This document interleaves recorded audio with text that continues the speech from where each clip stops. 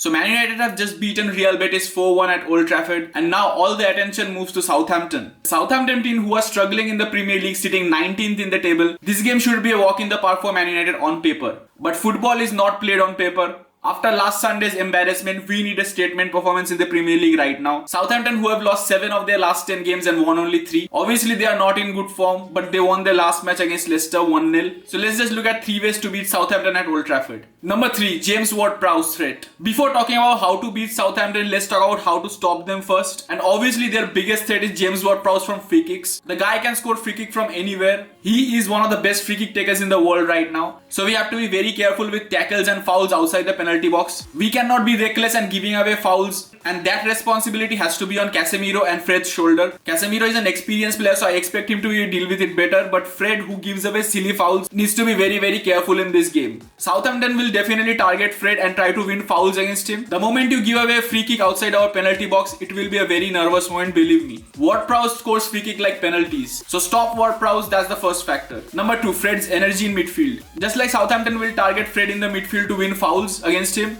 we also have to put Fred in a certain role. The energy for Fred in the midfield will be extremely crucial against the likes of Romeo Lavia and James Ward-Prowse. Lavia is a very exciting talent they have got in their midfield, only 18 years of age. Alcaraz is another 20-year-old Argentine who's actually doing well and scored a goal in the last match. So the midfield battle for Fred will be crucial. He will bring the energy in the midfield. The biggest reason Southampton beat Chelsea 1-0 at Stamford Bridge was the energy and aggression they put into their midfield. So counter that, we have to be at our very, very best. No places for complacency. And number 1, the attack needs to be very sharp. In this season, we have seen time and time again, we have missed a lot of chances. We have created a lot of chances for our attackers, but the attackers have failed to capitalize on them. That happened against Real Betis too. We should have won that game by 7 or 8 goals. But Weghorst and Anthony kept on missing chances. Wout Weghorst got his goal at last, but in this game, Weghorst will be a key player as well, and Weghorst needs to play as a number 9. He will be provided chances by Rashford and Bruno Fernandes, and he needs to score those goals. 2 chances, 1 goal. That has to be the ratio. Marcus Rashford, on the other hand, on the left wing, will go up against Ainsley Maitland-Niles, who is not that good defensively, and Southampton defensively has struggled big time this season as well. In 25 games, Southampton conceded 41 goals. They have made 3 defensive errors, given away a penalty. There is a promising kid in Armel Bella-Kotchap in Southampton's defense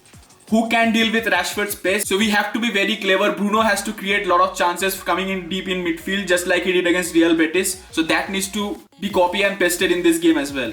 I hope we have a very good game in this one and we beat Southampton by 3-0. We have 27 unbeaten run at Old Trafford. I hope we continue that and make it 28. So do smash a like on the video if you agree with these facts, and also subscribe to my channel if you are a die-hard Man United fan like me.